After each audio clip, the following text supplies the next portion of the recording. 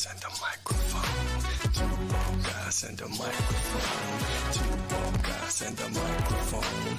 Two bald guys and a microphone. Hello, we're back, and some people been wondering where we've been. It don't matter, cause right now it's happening. Same station, new day and time slot. Content forever is flowing, we won't stop. Providing remedies for chemical brain freeze. And teaching reboot, stressing you believe. We're two bald guys and a microphone. We're glad to be back, it feels good to be home. Welcome back to Two Bald Guys and a Microphone. Literally, I'm good to be home. Yeah, welcome back. Of course, we had two bald guys last week. I heard that rumor, but one's so embarrassed he covered it up today. So yeah, branding. It's all about branding. Of course, welcome in, and we got to give a shout out to our good friends over at JH Events and Flowers. Big news coming. They are opening store number 2 over in Fox Lake. Very excited for them. jheventsandflowers.com. Run out today and get a bouquet of flowers for Thanksgiving. No better way to rejoice over a dead bird than to have flowers there. Right? But they're great. Check them out at www.jheventsandflowers.com. Also, our good friends over at Natural Therapy Wellness Center.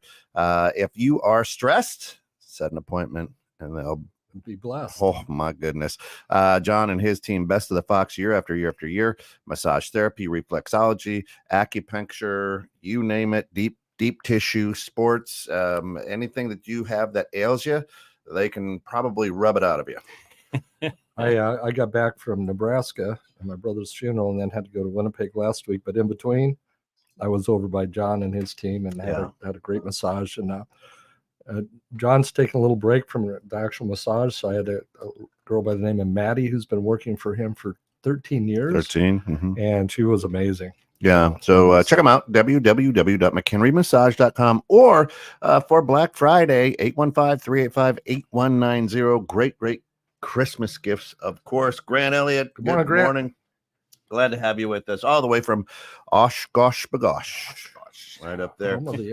Hey, you know what? We last week, Coach, you were up frolicking with the Canadians, and Matt, we have Matt Berrafato here. He is the author of The Purpose Hunter, where we had a great conversation, and in a blink of an eye, the hour got away from us. Absolutely. Right? I mean, it was amazing. A lot of good feedback, but it's had my mind just absolutely spinning about purpose, your life's purpose. And a lot of it was spinning because he had shared some things in the green room. Drew showed up, and Drew he hasn't been able to stop talking about you as well. And he just said, man, he's so cool, man. Oh, okay, which is great. Now, for those of you who missed last episode, run out there, check it out. You can go to Spotify and just punch in 216 the net, and it's out there on our podcast site. You can go to Apple Music, run out to our website, go to YouTube. It's out there on YouTube. Like, subscribe, follow, all that good stuff. So after you were here, and the book is not released yet. It's coming next week or so. I mean, it's going to be very close. I'm on the final editor right now. The book is called Purpose Hunting, and it's just that close to we're right there. It's right there. I'm just doing a couple of finishing touches. So after talking, after last week's show, we talked a little bit about your compass. We talked about, some things. And if you can't see it if you're listening to the radio piece of this, but if you're catching the video, he's got a stack of papers from 20 years ago, from the onset of your conception. Yep. I mean, the original outline transcript, he got notes scribbled all over this. So I've had an incredible week, but I'm just sitting there like, am I leaning into what I'm supposed to be leaning into? Right? Yeah. Am I following the right blockers? Yep. You know what I'm saying? So I do what 90% of the world does, and I go right to the big Google. And I punch in, how do I find my life's purpose? Love it. To which it returns the Holland Code Test, the Career Finder Test of 2023. That's number one. And then it jumps down to Knowledge for Men, reclaim masculine power. Just like create an epic relationship, it says. Then it goes to career and life planning. This is with Amazon. Life planning made easy. So what comes next? Right? To discover your true self quiz. Take the authenticity quiz. So I'm just sitting here and I'm like, yeah, I can see why this is a struggle for everybody. First of all, I didn't know I needed to be more masculine. And that's obviously I've been running down the wrong lane here for my purpose in life. But hey, Phil, good morning. Glad to see you. So I want to ask you, without giving away, the secret sauce. Let's talk about that compass again. Yeah, I want to bring that up because I think it's so foundational for what you do and how you help people. Well, thank you, Ken. And first of all, thank you, Tim and Ken, for inviting me back, because what I really do is I make people think really deeply about stuff. Yeah, thanks.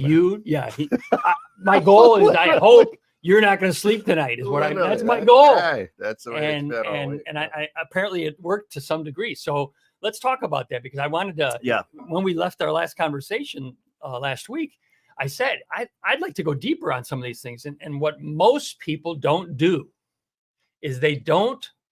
I mean, think of what you Googled and what came up. Yeah, right. And your head spins because someone says purpose, and all of a sudden everybody goes to a different place in what that means in their life. Yeah. And when I was doing this over 25 years ago, when I was really exploring these deep questions for myself, I said, I think it would be really nice if I actually could take these thoughts out of my head, put them on paper, and actually have something that would not change, that I could actually refer back to. And that's right. I one day I said, I'm going to do this thing. And I jumped into this project, and it was creating my compass. I didn't realize at the time I was creating my own compass. It was what I call cornerstone values. Yeah. And it is, how do you say it? Who's the ideal person you want to be in every one of your arenas? Mm. Now let that settle for a second. Right. Who's the ideal person I want to be? And then you go all these different arenas. When I say all of them, there's really 7 of them. And that's what I think gets people really confused. So I jumped into this, and the reason I was able to create this compass was I did it one bite at a time. And my whole, I didn't realize I was developing my philosophy, which is the elephant philosophy, which is how do you eat an elephant, Tim? One bite at a time. That's that's the only way I've ever done a big project, Ken. Unless you're a vegan. Unless you're a vegan. But then I can say, how do you eat the biggest watermelon, whatever veggie that you would like to eat? Yeah. You're gonna just cut it in 4 pieces and try to eat it? No, you're gonna choke. No, yeah. You got to eat it one bite at a time. And so I started doing that 10 minutes a day. I started to just write down these things. Who's the ideal person I want to be? And I started with my relationship with my wife. I started writing that down. And that's hard. And here's why it's hard. We have information thrown at us through a fire hose. Yes. Right? Yep. And everything is microwave decisions, decided, micromanaged. You know what I mean? And Master Google. I mean, and when I say micro, quick. Yeah. Right. Mm-hmm. It's I went to Google. Right. A lot of people do that. Right. So we are trained to go. Right. You know what I mean? Mm-hmm. All right. I spent a minute there. Let's move on. Right. And so then that's been my bother all week. One of them. Right. Just one? Yeah. Well, yeah. There's a lot going on. He's got a couple other arenas. Yeah. Trust me. But so I have had to stop. How do you get people to stop thinking shallow and start thinking deep? And this goes to either one of you guys. because Coach, I know you've done a lot of coaching, of course, the brain training and those type of things. So there's a sense of safety playing in the shallow end of a zero entry pool, right? And I don't want to go deep a lot. All right. So how do you help somebody who just goes, whoop, got in, yeah, splash, splash, splash? I want to hear your response to this. Well, one of the things that I do is, just ask that why question. Well, I want to make a difference in people's lives. Why? Well, I had a coach who, turned my life around. Well, why? How do you do that? How does it make you feel? Last week I got to hang out. You heard me tell the story, the high jump story of visualization, Coach Eckenlively. He was at my brother's funeral. I got to hang out with him for a while, but I called him and I'm like, Coach, we're not going to have much time to talk at the funeral. Could I get you and Jeanette out to dinner? And I said, sure. So on Wednesday, we went out to dinner at a place in North Platte, Nebraska, and just hung out with him for 2 hours. And really found out I wasn't the great kid I thought I was. I'm so surprised to hear that. Right. You know how we color our memories, but really, there's people are passionate about what they do, and entrepreneurs are either passionate about their work or their work allows them to experience their passion. They're doing well enough. So when I get down to asking people, what does success mean to you? What does your life purpose mean to you? It's an hour conversation of, okay, where did that come from? Where do you think, your desire to do this? One individual, when I was coaching with him, he said, being able to take a vacation with my wife. And I'm like, excuse me? I mean, seemed to be a very successful guy on the outside, but he spent a lot of time, his vacation time, they took people to Haiti and went on mission trips to Haiti. And he paid for his own mission trips to Haiti. So for over 20 years, they'd made this trip once or twice a year to Haiti, and they had never gone on a vacation, just him and his wife. So success for him was to get out on a vacation. He said, do you think that, maybe you could do a fundraiser and others would help you fund this trip because they can't make the trip to Haiti and they'd like to be involved? Oh, I can't ask people to do that. Why not? Let's try it. Well, they not only raised enough money to pay for their expenses to go to Haiti, they raised enough to take double what they'd ever taken to Haiti before. And it left them time and money to take a vacation to Hawaii. And so, that was very simple. It wasn't about the money. It was about being able to give my wife what she wanted. And it took a pretty deep conversation to get there. So really going into where does that come from? Where does your love of coaching come from? Right. I look at the kids I coach today. I don't know if I have. There are moments, right, when you're in the middle of it. And I can see the kids are going to be great athletes, and I can see the kids are going to be great coaches. And they're not the same most of the time. That is correct. Right. The great coaches, one of the books I've outlined I'd like to write is titled From the End of the Bench, because I think that's where great coaches come from. That kid who sits on the end of the bench analyzing the game and seeing the game and able to come in and give 2 minutes of the best that he can. And that's where Michael Jordan didn't coach. Kobe did. Right. Kobe didn't. Well, he helped his daughter's team. Oh, well. Yeah. He didn't coach professionally, but he coached where there was a love of the game. He did some training. So I love what Tim was talking about, and I'm going to answer your question this way, because it's been a part of my life's journey of me figuring out my purpose. Is how do you get people to start to go and open up this 900-page book of their life and go deep into page 735 quickly. Right. How, and that's why I ask my favorite question to everybody when I want to start the topic, which is purpose or passion, which comes first? And then I say, what do you think? And when someone does that, whenever anybody thinks about that, I love you guys just did it now. They pause and they go, I sure did. Let me think about that. Well, I went to the dictionary because passion comes before purpose in the dictionary. Bada boom. Thanks. Try the meal, everybody. Right. And we had this conversation last time. And you and I have had this many times. And so then I let someone, they squirm a little bit. They do I have to give the right answer now? And they go, well, is there a right answer? And I go, okay, now let that settle. And I go, you know what, Kent and Tim, here's the real question I'm asking. Why were you born? And then they go, now their eyes go, oh, not that question. I'm going, yeah, that question. And then what I always see them go is they go, some people jump right into it. They know why they're born, and some people don't. And some people who don't, then I go, that's when when someone thinks it's purpose first, it's almost if you know your purpose, it's a logical question. When you don't know your purpose, which comes first? That's it. And I think that's how you get people to go deep on something they really love. Is what are you passionate about? Yeah.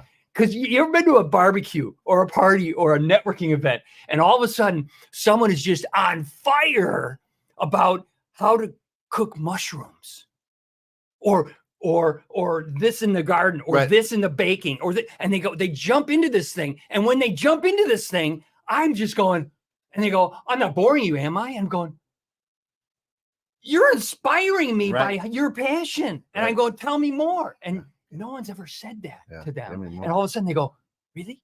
And then they just jump. And they go jump. And that's when what you just did, where then you go, well, why is that so important? And there's always something connected to it that's connected to a purpose. Well, and hold that thought.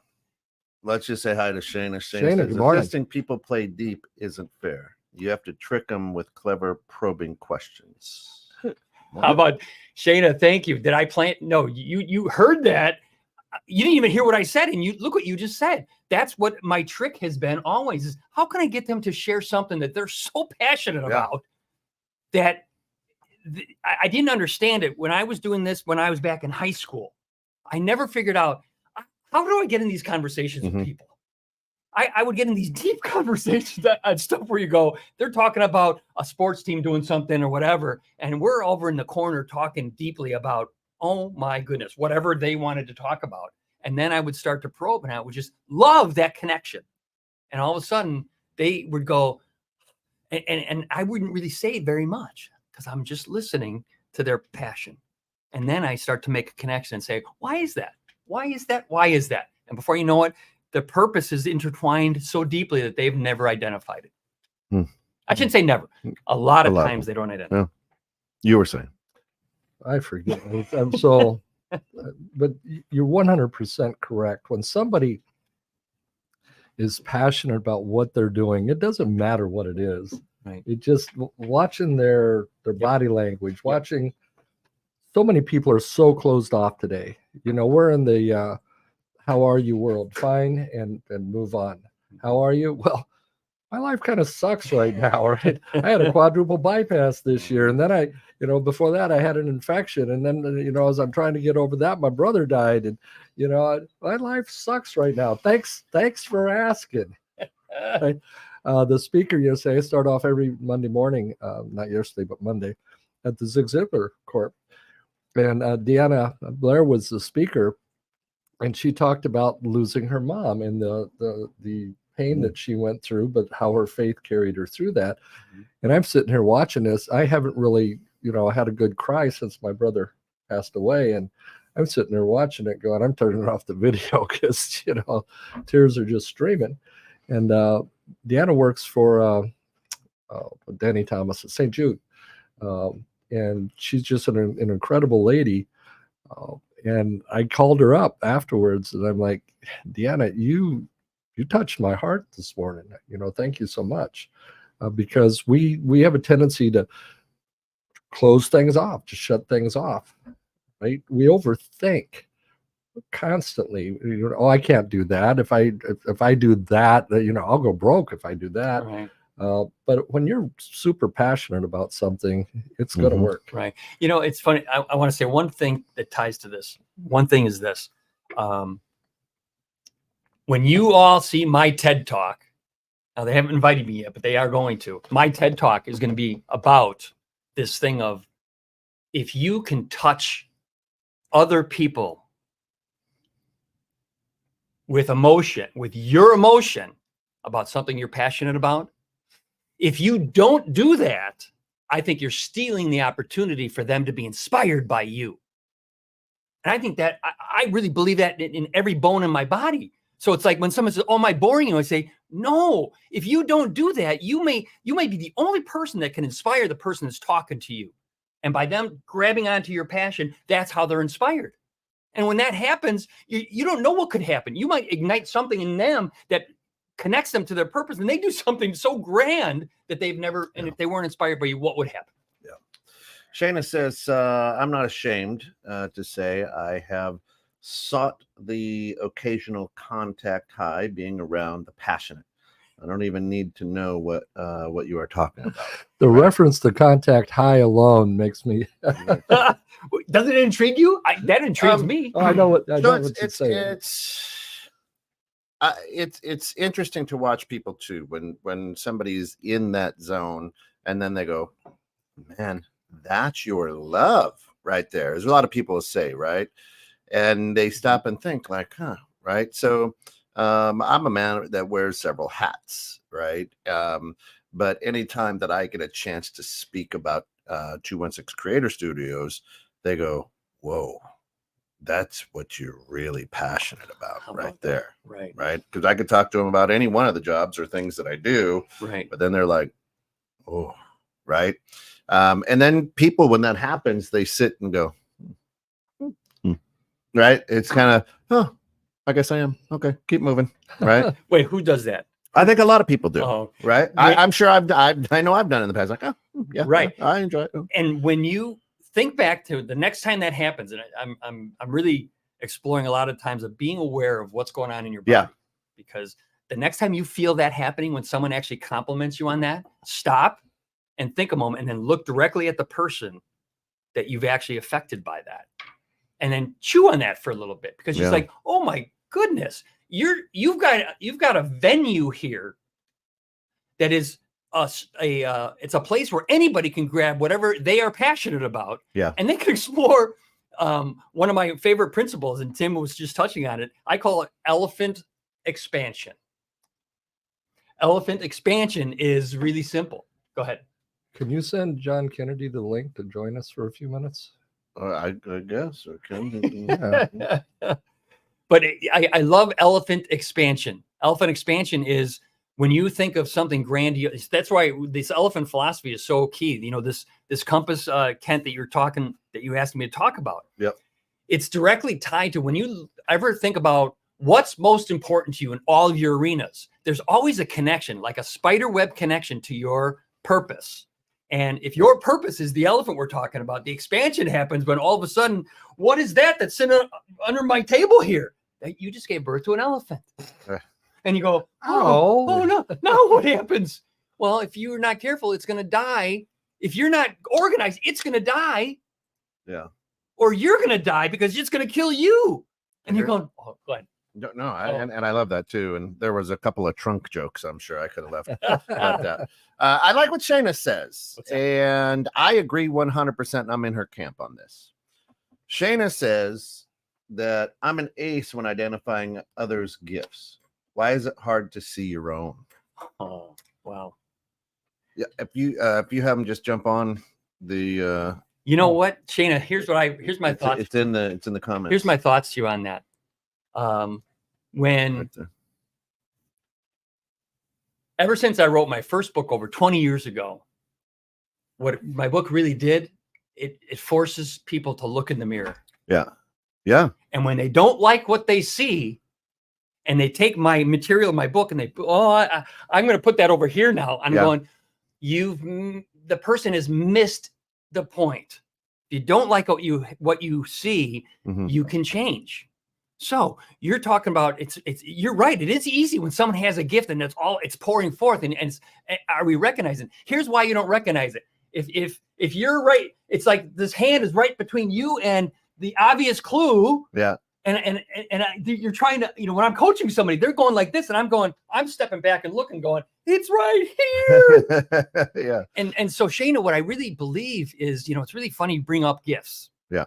Because I really believe this. We talked about this briefly, but I just happen to have this kind of faith about the God I believe in. Everybody can believe in whatever they believe in spirituality things, but the God I believe in gives us a purpose when we're born, I believe. That's my absolutely. Belief, I agree. I agree. Yeah, there's a reason we're here. Right? Mm-hmm. And if there's a reason we're here, this God that I'm talking about, Ken, we talked about this. This God that I'm talking about is not a cruel God that's going to give you a purpose and not give you the gifts that you need to let it materialize. The gifts are tools. Mm-hmm. But this God that I'm talking about has a really quirky sense of humor. What is this sense of humor? He's not going to tell you what your purpose is. Yep. And Shayna, he's not going to tell you what your gifts are. You got to live your life and figure that out. And that's why my mission in life is to help people go down this path of looking back in their own history to 8th grade. Yeah. And Shane, if you're wondering about your own gifts, you look back to your own life when you were in 8th grade, and there were certain things that you did that came so naturally to you. Mm-hmm. They were fun. They were usually connected somehow to where I didn't have to think about it. Right. And I just did it. And a lot of times when I have my workshops, and I do this, Tim, you've done workshops too. I've done these workshops and I have this brainstorming exercise and I have people think back, and I just have, when they smile like what Kent just did, I go, hey, why did you smile? And he goes, I haven't thought about that since I was in 8th grade. I go, yeah, why not? And that's what I think happens. And then life happens to us. And before you know it, I got to support my family. I got to do this. I got to do this. And before you know it, that gift gets left over here. And what happens when you don't touch something that's a gift, you guys? It's gonna, it's gonna atrophy. Right. Yeah. If you do speak a language, my wife is wonderful speaking languages. When she doesn't speak language, that Spanish all the time or Italian, guess what happens? She thinks she's rusty. I'm thinking, oh my gosh, that was incredible. She feels rusty. Yeah. Yeah. That makes sense? Yeah. No, it does. Why? No, I'm kidding. Yeah. I love it. I was speaking to an 8th grade class one time, and I asked that question, what are you going to be when you grow up, right? Yeah. Oh, I don't know. No, that doesn't work. Well, one boy, I had to come back to him, and I said, what do you really like? What are you passionate about? He goes, oh, I love race car driving. I said, well, then get into the race car world. He goes, oh, yeah, right, me. I said, you don't think that Dale Earnhardt one day was a confused 8th grade kid love that. Sitting in a class? Yep. I said, you bet you are where everybody has been. You just got to figure out how you get there. I had purchased the URL one time called DreamQuest. And I was, MapQuest was the only, map thing out there at the time. And I thought, DreamQuest, if you could put down where you want to be and where you are, and then DreamQuest would automatically fill in the slots.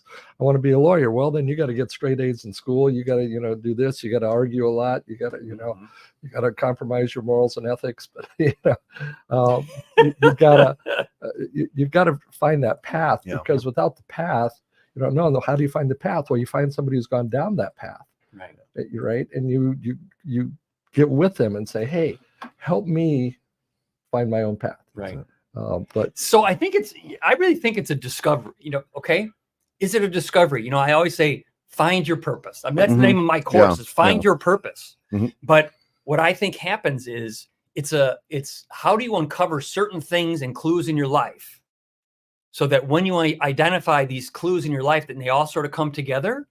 And then all of a sudden what happens is then your purpose will emerge from a totally unexpected place. So as I've been thinking about it, and right here, and Shane and I agree. Actually, I lived my life that same way as that 8th grader, with a lot of sarcasm and quick comebacks. That's who I am. Is this? I think, right, and it's probably in your book, The Purpose Hunter, that'll be hitting Purpose Hunting. Yeah. Okay. But I am the Purpose Hunter. I'm getting that's confusing you. Yeah. Is we have somehow, as humans, tried to make our purpose the goal. It's not the goal. No. Right? I agree. I'm the vision that I'm getting here as we're talking about it is the early American settlers who were moving west, right? Well, the goal is to get west, right? I don't know what I'm gonna.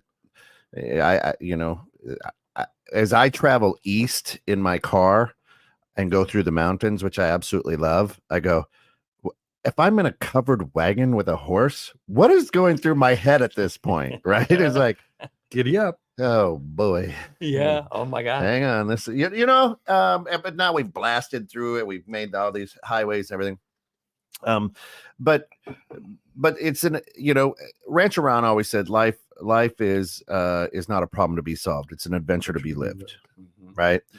Mm-hmm. And so I think a lot of times as we're talking about purpose, it's with us, right? It's going back to your Nebraska eggs, hog farmers don't know that they smell like hog shit. Right? That's just right. It's true. Yeah. But if you meet him in the supermarket, you're like, hey, Jerry, right? For a city kid, right? Yeah. But that's the smell of money to them. They don't know, right? Right. And I think the purpose is that way, right? Mm-hmm. And your purpose shines and smudges all over you, but we don't have the ability to understand it because we're always trying to find it. It's like a game of hide and seek for us. I think we've made it. And hey, once I find my purpose, I don't know what then I do. So let's talk about a thing that I like to talk about, and I do in the book, is a three-legged stool. You and I use that analogy so many times. Everybody has. I love the three-legged stool analogy because you know what? If every one of the legs is not perfectly in place, and I have a little diagram that I put in the book, and that is, what are the three legs that I'm talking about? First of all, the top of the three-legged stool is your purpose. Okay. Mm-hmm. Living a fulfilled life. It's your purpose. Yeah. Leg number one are your gifts, to identify what are the gifts that only you have. Yeah. And I mean, going deep back to 8th grade, going deep back to even before 8th grade, but what are those things that are so natural to you, that you were born with? Yeah. Okay. Leg number two are, what are you passionate about? And that's why I love that question of passion or purpose, which comes first, because everybody has many passions, you guys. We have many things that we're passionate about. And so you want to brainstorm them and list them and put them out.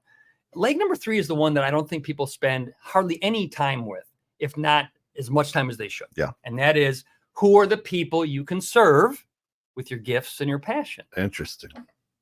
And then you wrap a ribbon around those three legs, and you don't just dip your toe in that water. You jump in that water and play around in it. Yeah. And see what happens.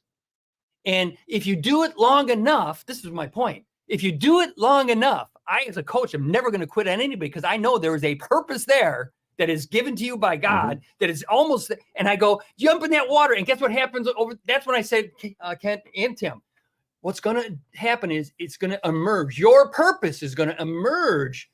And when it emerges from an unsuspecting place, usually what happens, it comes and it hits you in the chest, and you go, boom, and you go, that's it. And you go, it's unmistakable. It's not like, oh, do I think that is? That's it. And then people, their eyes are wide and they go, now what do I do? Yeah. And then you look below you and you go, you just gave birth to an elephant. Yeah. That is probably the most important elephant that you'll ever have. And if you don't eat that elephant one bite at a time, it will kill you or you'll kill it. Yeah. And it's okay to eat your own elephant that you give birth to. I mean, it happens in the wild all the time. All right. So how do you deal with, and I don't know if this is in your book, and we all know the elephant hunter that thinks an ostrich is an elephant. In other words, we have these people in our lives all the time, but how about those people who think they know their purpose, but they're hunting ostriches? You understand what I'm saying? It's like, you just look at them like, would you shut up? What are you? Right. Right. That's absolutely true. And I think what happens when those kind of thoughts or those things start to happen are, if you don't have a compass, an elephant philosophy compass, right, you can't answer that question. Yeah. This is the key. And that's the thing most people don't want to do, is create this compass, because it is the thing that will determine, should I stop following that ostrich because I think it's an elephant? Should I stop doing this because this is what I think it is? If you haven't done your own elephant philosophy compass. You can't look at your compass and say, oh, let me give you an example. And my wife, I think, is listening to the show, so she'll love this. So our wives are listening too. That was mine who called earlier and said, "Oh, I forgot you were on the show." I love it. What I love about my wife is that she's got this gift of proofreading. Oh, she's my main proofreader for the final edits of my book. And you think, oh, isn't that cool, man? You can. And I go, well, I thought so too, until she sat back and she got to a story I told in the book. It was really interesting, really fascinating. She got this thing. It says, why do you make me look like such a bad bad person, the enemy in this story? And I said, what are you talking about? And I didn't understand what she was saying. I said, I've told that story so many times, and it gets a laugh, and it gets this, and I read it again, and I said, I'm going to pull out my compass. I pulled out my compass, and I have a sheet that says, I love Laura, and I read it, and I said, wow, she was right on. I was hurting her to get a laugh. And I said, so I modified. I didn't take the story out, but I modified it so it didn't hurt her. Well, the heck with her if she can't take a joke. That's right. Go ahead, Coach. John, good morning. Hey, good morning, guys. Sorry I'm late. Love your speaker's enthusiasm. This is a great topic. Thank you, John. Really energizing. Yes, for sure. Great to be here. A little dark. Sorry, I'm actually spending the holidays with my brother in Connecticut, and I'm downstairs where it's quiet. And but it's good to see you guys. It is. You too. For those of you out there, John Kennedy, the founder of Combat Brain Training that we now know as the Kennedy Method, as we're rebranding it, has become a very close friend and partner in this world of making a difference. So, absolutely, is that your purpose? Well, it's a good question. My purpose in life, I believe, is we all want to get the abilities God has given us to help others. And this is where mine landed, changing people's brain to be more efficient and focused, whether they're high performers, medium performers, or they're struggling with ADHD, depression, brain trauma. It doesn't matter. If we use the ability God gave us to change our brains, called neuroplasticity, and in the right way, we can make changes incredibly fast. And Tim actually has become a great partner. Tim is in some ways better than me in some of this stuff. He's just great. He just filled in for me at a conference up in Winnipeg. They loved him. So Tim is also really, really proficient at this. And John, that's what we do. Help John, people. Thanks. There's no more room in this Keep talking, John. This studio. Keep talking. His head is expanded. He's the elephant now. Hey, John, I got a question for you. Sure. How long did it take for that realization of the Kennedy Method, is what you're going to bring it right now, for that to come about? I mean, how many years? I mean, you don't have to tell me how old you are now, but it's one of those overnight successes that took 30 years. I love it. Yeah. So many years as a business process consultant. I worked at the top levels of Motorola and Aon, and just helping businesses make more money, basically, until my brother inspired me when he came back from Iraq in 2006 to try to help our guys in uniform. And it was one of those serendipitous God wink moments. I was shaking hands with a general at a Marine base after a long weekend of just exposing contractors to what our guys had to experience over there. And he just gave me this vision. What if you could do the same thing for the brain that you do for businesses? You could save lives instead of just making businesses more money. So that was the beginning of it. I did a big Department of Defense experiment, didn't know what was going to happen. The results blew us away. A platoon of Marines who were struggling, 3 attempted suicides, failing all their pre-deployment objectives. 3 months later, not only the best now platoon in that battalion, but one of the best ever to go through final pre-deployment training. And then it just spread. So Navy SEALs, snipers, pilots, and now on the and the cool thing was discovering that it accelerates recovery as well as just improves performance. And so, like everything in life, we're constantly learning, constantly improving. So it's been 15 years now, and I work with all kinds of people. But it was that one moment where I thought it was possible and acted on it that made everything else after that possible. And I'm thinking it's always been this way, where a purpose emerges and it finds you. And when it hits you in the chest, and it's like, oh my, and you turn to it, that's it. Yeah. And I think, who couldn't sit here right now and listen to John talk about this and be inspired by your passion and enthusiasm? That's what I know happens. I can tell it right now. Yep. I was just thinking that too. Just talking to a friend this morning, I think that's what happens is once you find your purpose, you can't help but be inspired and passionate about it. Yeah. It's like you're where you were meant to be. And why would you ever want to stop doing that? No, seriously. I mean, some people, they go, why? You know, my favorite audience, John. Well, my favorite audience are people who are about to retire or they have retired. Favorite audience, because when I ask them these questions we've been talking about, and when they get the deer in the headlights, I mean, the deer in the head, they don't know how to answer it. And they go, when they stop doing what they've done their entire life, and I start smiling, I go, if you didn't have to make money anymore, what would you do? And they look and they go, I don't know. And they go, but when you find that piece, when that purpose emerges and you start doing that, it's like, I'll do that the rest of my life and never have to make money. And you're going, bingo. That's why you're on this planet. And then all of a sudden, these resources, John, right? The resources start to come in when you start to save lives or you're affecting lives. That to me that's elephant expansion. It's just, it explodes. Yeah, well, absolutely. Well, I appreciate that. However, life happens. So if your purpose is to coach and you suck at it and can never win a game, guess what's going to happen? Right. You are going to end up having to bail or quit or go, I guess, right? I mean, because your purpose can be that, and you can be terribly unsuccessful at your purpose. Right. Well, I think you either need to realign your purpose to something that you're more gifted at, or you need to get the gifts and talents to follow your purpose. But you're right. If there's a dichotomy between the two, you're not going to be very happy. You're not going to help people. Right. And then now follow me on this. The three-legged stool. If you do this brainstorm, this is why I love this part of it, because it's trial and error. It is trial and error. It is not something that is like, this is the way it's going to be. So, all right, let's brainstorm. Here's your top.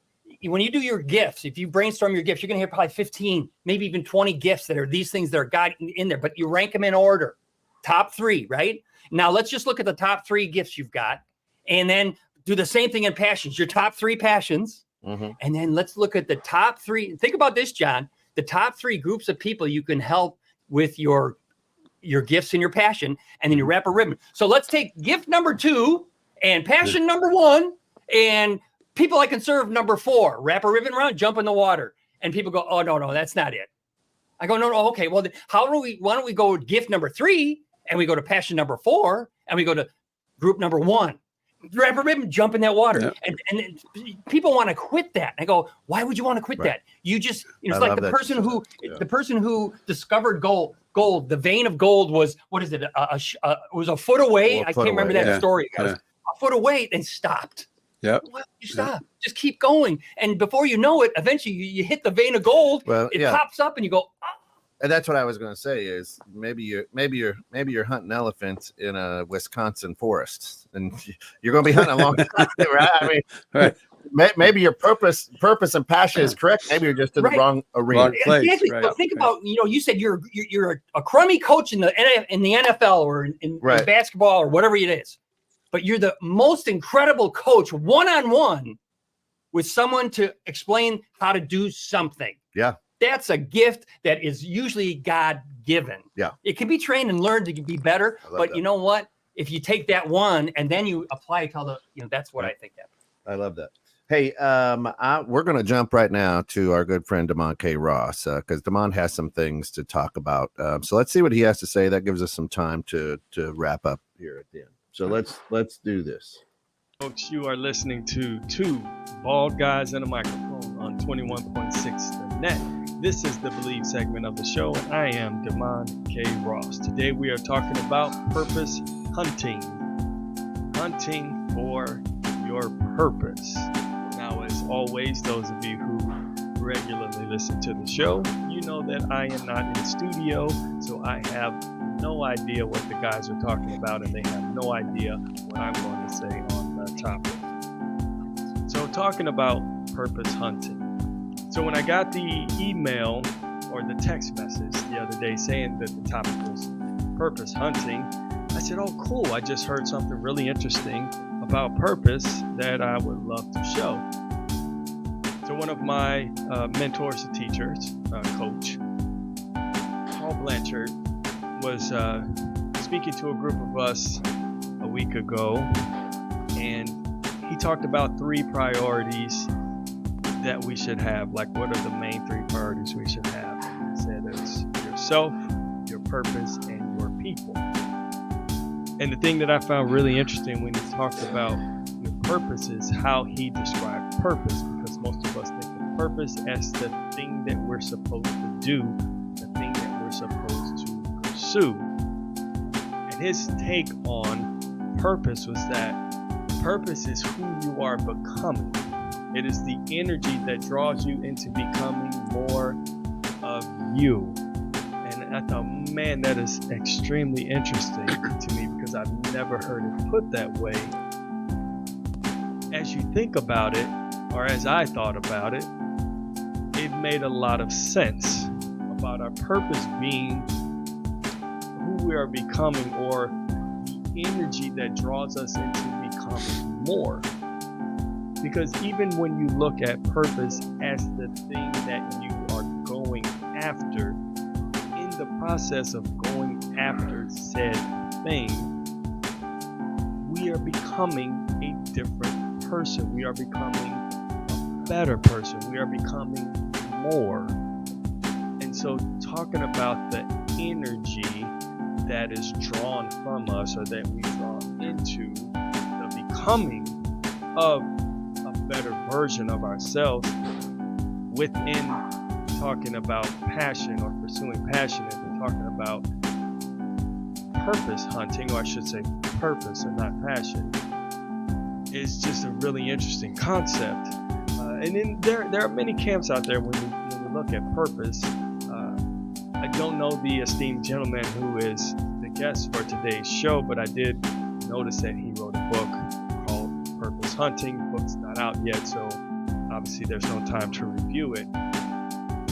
But just hearing the term, the idea that most people would come up with is that they're talking about going after something or pursuing something.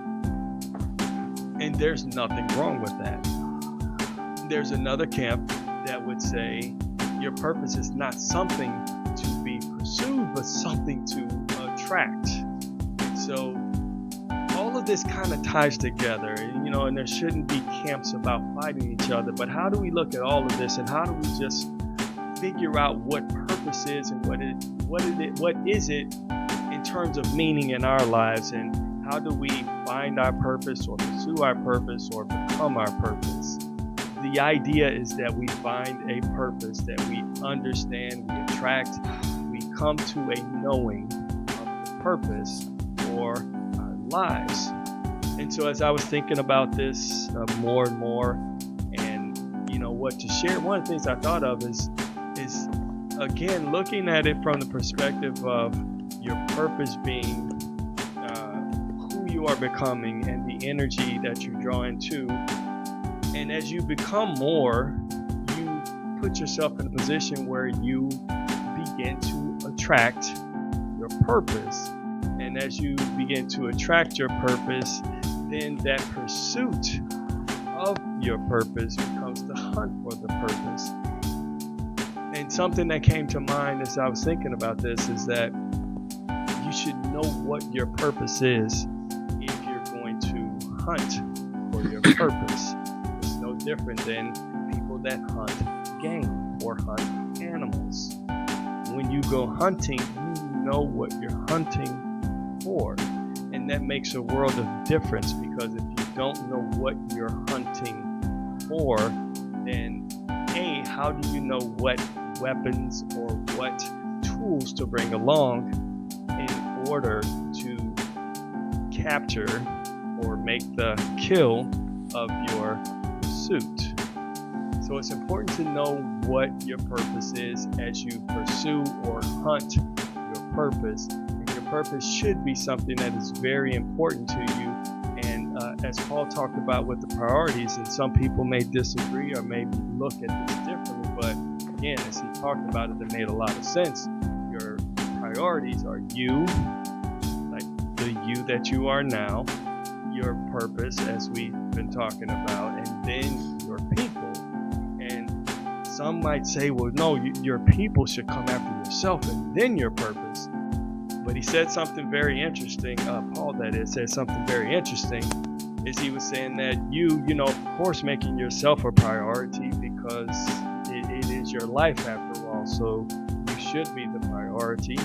And then your purpose, because he said if you don't take care of yourself, and if you're not actively in the pursuit or in the process of becoming that purpose, then what you have is a depleted version of yourself that you are offering to other people, and that is not the best version of yourself that you want to offer up to other people or have available for other people. So I just found that all to be interesting. But as we talk about purpose, it is important for you to understand and figure out, find, hunt, pursue, whatever. Get to know what the purpose for your life is and how to incorporate all of the tools that you have, all of the genius that you have into living and diving into your purpose. Because without purpose, our lives can feel meaningless and empty. So looking at those priorities again, you, your purpose, and your people. For the sake of this show, we're talking about your purpose. Really dive into that. Really start to dive into yourself and figuring out who you are. What is that natural genius that you have? What is that thing inside of you that makes life feel worth living? Continue to pursue that. Continue to find ways to become more, to pursue more, and to live a fulfilled life. I am Damon K. Ross, and as I often remind you, keep striving, stay humble, be bold, and always believe in you. Till next time. One story that he brought out when he said you have to choose your weapons. And for those of you who are not hunters, I apologize in advance, but I was hunting with my cousin Mark, and he had a 10 gauge that we use for geese. He had a 20 gauge he used for pheasants. I noticed you have a pheasant feather in your hat. And a pheasant ran across the road, and we grabbed the guns and we got out into the field. And he goes, I said, I grabbed the 10 gauge. He said, you shoot first. I'm like, okay, well, the pheasant got up in front of him, and he pulled up naturally and shot with this 10 gauge, and it erased the pheasant. The wings kind of fell to the ground. He picked the wrong weapon. So, when he said, make sure you're using the right weapons, you're picking the right tools to go after, I really appreciated that. And the other thing I liked, to kind of tie in, and you and I kind of whispered about it, is you're becoming the elephant. As you're hunting for the passion, you become your passion. And I thought, I love Demond. And yeah, I do too. But I have an overwhelming urge to go watch 1970s motel porn right now. That music, I don't. I don't know. We're going to talk on that. I don't know about that. I mean, the Wile E. Coyote always picked the anvil. It never worked. Right? Right. Yep. I mean, so there is that, and of course, one of the best tools that you can get, one of the best weapons that you can get, is when your book comes out. Absolutely. Is to understand that it's going to hurt. You're going to be stretched. You got a claw. You're going to be made uncomfortable, but get through it. Absolutely. And, it's funny, everything that Demond said in his message, especially, is wrapping around your elephant philosophy compass. Yeah. Because if you don't have a detailed understanding of who's the ideal person you want to be, then how are you going to ever hit that target? You're probably not. It's really hard to hit that target. I just love what he said about that. And so, we're talking, what I love this conversation, because some people, this drives them nuts, because you may not sleep tonight. And I think that's good, because you're thinking about things that you normally don't think about. Mm-hmm. And this thing about purpose, do you become your purpose? What if you don't know your purpose? How do you start the path of trying to find it? And that's why I love the idea of going after, looking for what you're passionate about first as one of the things to look for. I don't know. I think a lot of it, and John, I think a lot of what you do with the Kennedy method and what you're doing is, and you'll see I've got it written over here on my board, and it's number 7, and that's practice mindfulness, right?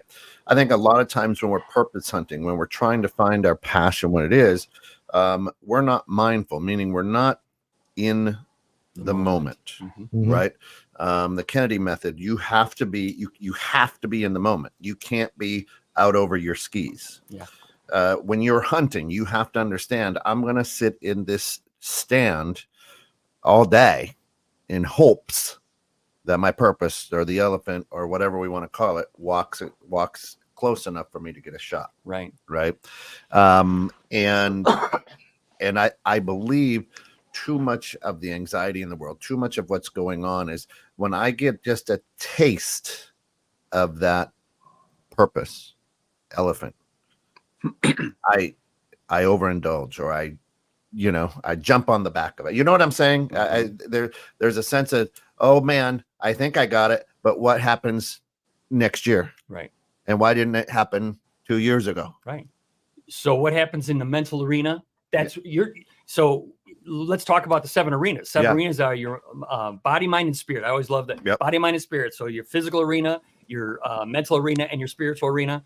Then your family arena. Then you've got your social arena. Then you've got your financial arena, and your career arena. Yeah.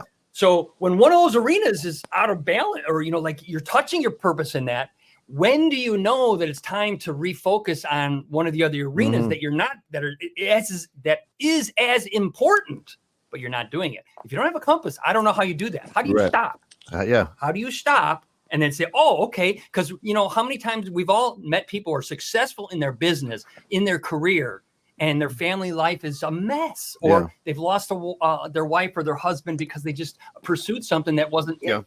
And so the balance, I think, is where the compass. If you don't have a compass, how do you stay balanced? Right. And you said it last week with Alice in Wonderland, the Cheshire Cat. It's like, well, if you don't know where you're going, well, doesn't matter what path you take. What are your thoughts, John? No, I agree 100%. That's true. And that's part of what we try to do, is by, improving the core of all that, it'll help all those different areas. But absolutely, you need a purpose. You need to have the reason why you're going to do it. And you might, I'm sorry, what's the guest name? Matt Berrafato. Matt. Hey, Matt, good to meet you. Thanks, so I was thinking, John Matt. You'd probably agree with this. So one of the things we found is the people we want to work with are uncomfortable people, right? If someone is comfortable and unconsciously incompetent and they're happy, that's fine. Let them live their life. But the people that want to improve, whether they're high performers or want to get better, or as you said, they have a couple of their areas of life, okay, but there's others they need to improve. Those are the people we want to help, right? Because they're motivated to make a change. That's exactly right. And you and I talked about it last time after the show. I say, if you want to really, when does someone want to pay attention? You know when it happens, John? This is when it happens. You go and attend the funeral or a wake of someone that you loved or they loved you. Right. And you're there. And for me, it was my dad, passed away 2 years ago.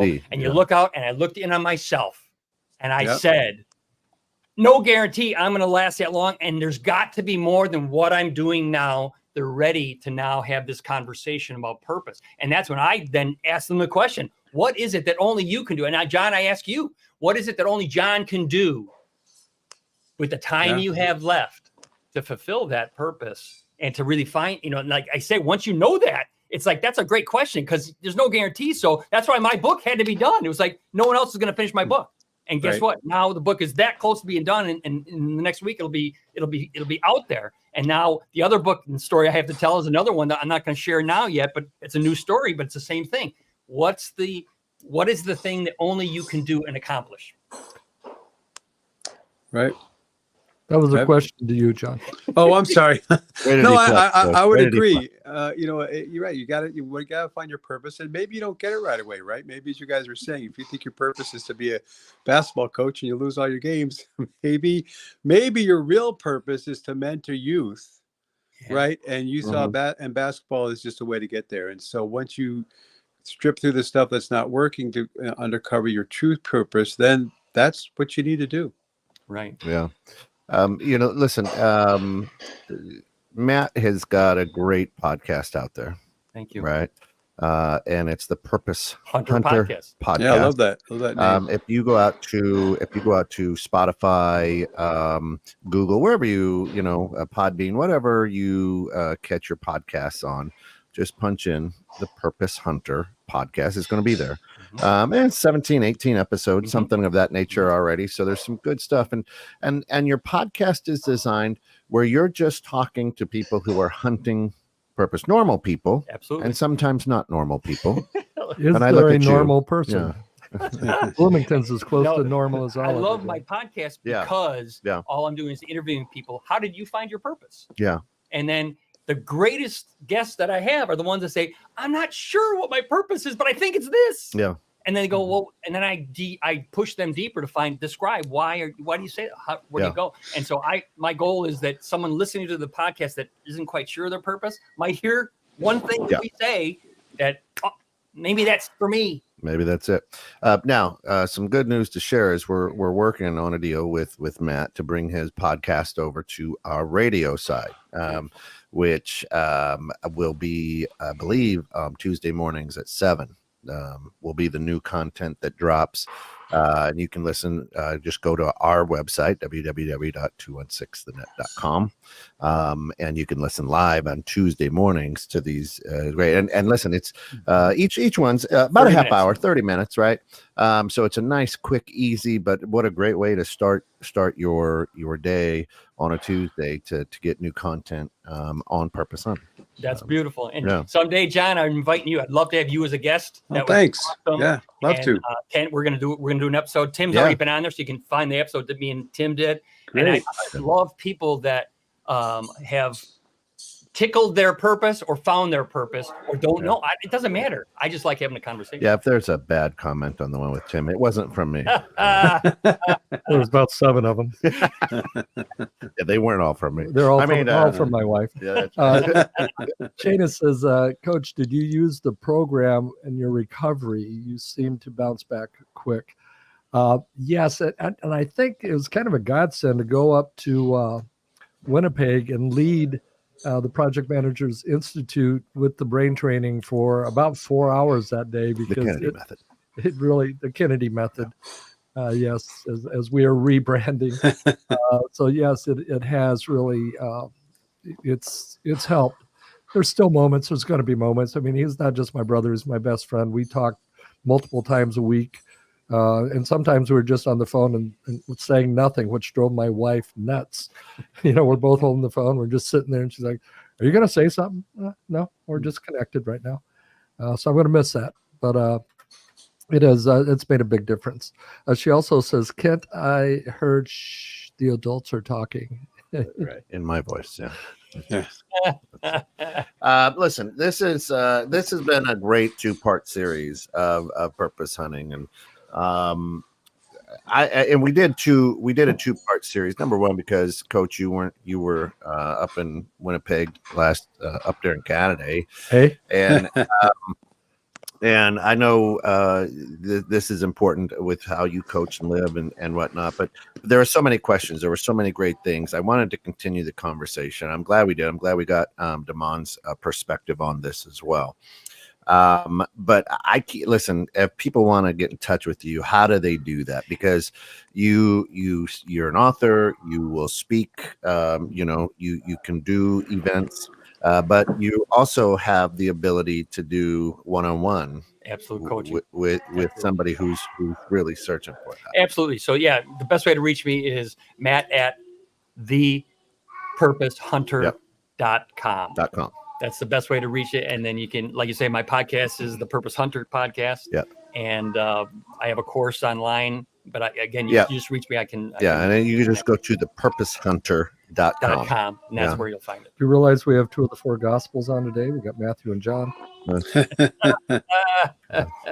Mark my word. You're absolutely right. Luke for more. That's right. And you had to be here for that too. But Matt Berrafato, absolutely blessed to have you here. Thank you so much. We look forward to really helping you get and change people's lives one listener at a time. Right here at 21.6 is going to be great. I love it. Thank you for that invitation. And that, I'm excited about that because it's my purpose. I put a number on this. I want to actually help 150,000 people find their purpose and live it every day. Now think about that. Awesome. It's not just finding purpose. I want them living it every day. And 150,000 is a lot of people. I'd like millions, but I got to start somewhere. And I'm starting. Great number. Here's the other thing that I'll say. Just a quick story is,